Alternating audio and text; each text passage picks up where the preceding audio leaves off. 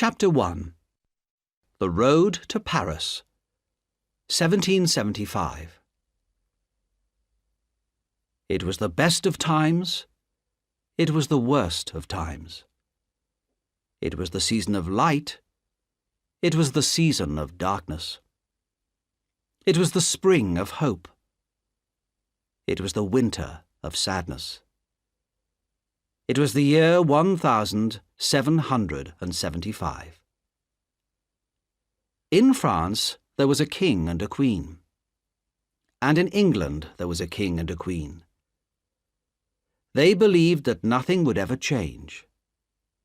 But in France things were bad and getting worse. The people were poor, hungry, and unhappy.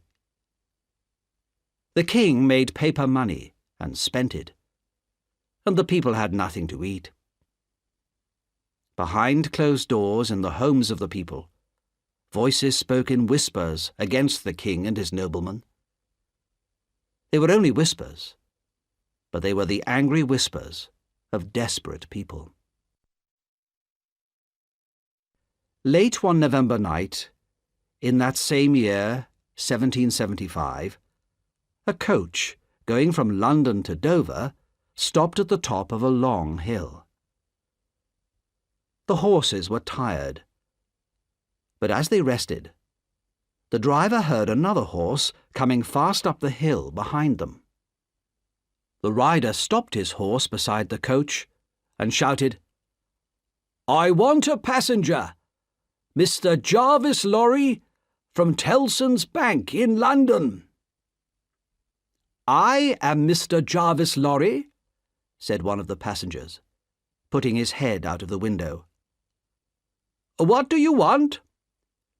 "It's me, Jerry Crancher, from Tellson's Bank, sir," cried the man on the horse. "What's the matter, Jerry?" called Mr. Lorry. "A message for you, Mr. Lorry.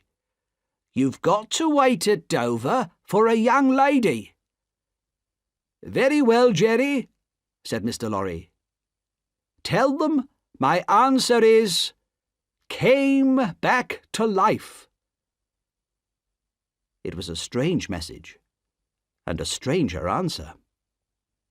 No one in the coach understood what they meant. The next day, Mr. Lorry was sitting in his hotel in Dover when a young lady arrived. She was pretty, with golden hair and blue eyes, and Mr. Lorry remembered a small child, almost a baby. He had carried her in his arms when he came from Calais to Dover, from France to England many years ago. Mr. Lorry asked the young lady to sit down. "Miss Manette," he said, "I have a strange story to tell you about one of the customers of Tellson's Bank. That's where I work." "Yes, but I don't quite understand, Mr. Lorry," said the young lady. "I received a message from Tellson's Bank asking me to come here to meet you. I understood there was some news about my poor father's money. He died so long ago, before I was born. What is this story you want to tell me?" "About 20 years ago, Miss Manette, a French doctor married an English lady. They had a daughter, but just before she was born, her father disappeared. Nobody knew what had happened to him. Not long afterwards, his unhappy wife died, and their daughter was brought back to England." "But this is like my father's story, Mr. Lorry. And wasn't it you who brought me back to England?" "Yes, that's true, Miss Manette. Many years ago, I brought you from France to England, and Tellson's Bank has taken care of you since then. You were told that your father had died, But think, Miss Manette. Perhaps your father wasn't dead. Perhaps he was in prison.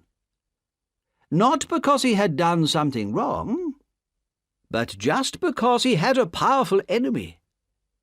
An enemy with the power to send him to prison and to keep him there, hidden and forgotten, for 18 years.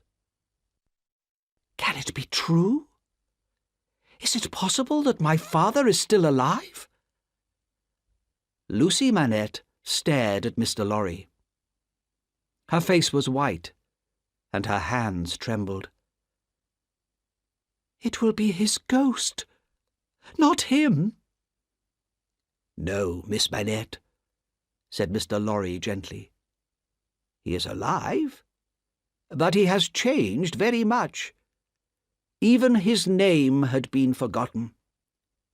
And we must ask no questions about the past, no questions at all. It would be too dangerous.